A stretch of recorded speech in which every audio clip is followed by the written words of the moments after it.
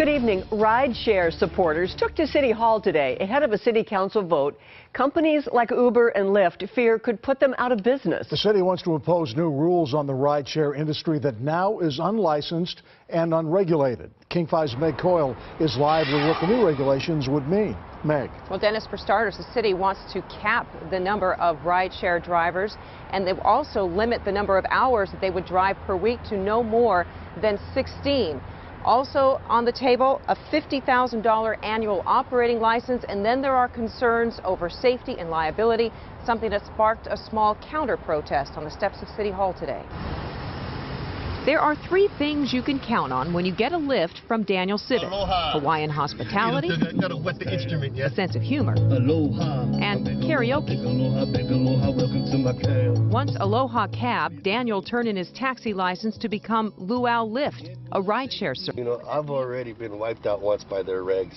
Aloha Cab, like I said, I had 10, had to sell off 5 to survive, ended up losing the house. 54. This is where the music stops and the rally begins. Not my first time on the microphone, sir.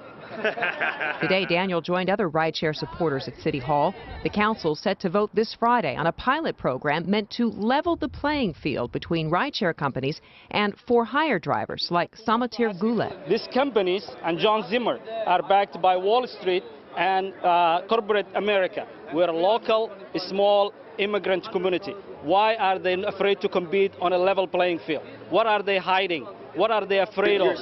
Let me talk. Goulet insists it's about safety, interrupting speakers several times to make his point. And our insurance is posted online, so we're happy to show it to you. But Lyft co-founder John Zimmer says the company far exceeds the proposed safety standards and liability insurance. Besides, he says, rideshare drivers are not taxi drivers. This is a personal vehicle versus, a taxi. This is, someone who does it for 2 hours a week versus someone who does it 40 hours. Zimmer says if the council approves the regulations, it would effectively end rideshare in Seattle.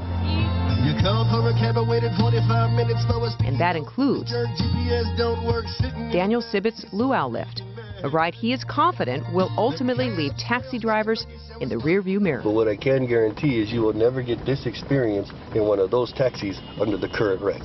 Ever. with Aloha, get your kids to school. Now, the City Council has already postponed this vote several times, and we talked to Mayor Ed Murray today, who says he plans to ask them to postpone it again so that he can have more time to study the issue. Reporting live in Seattle, Meg Coyle, King 5 News.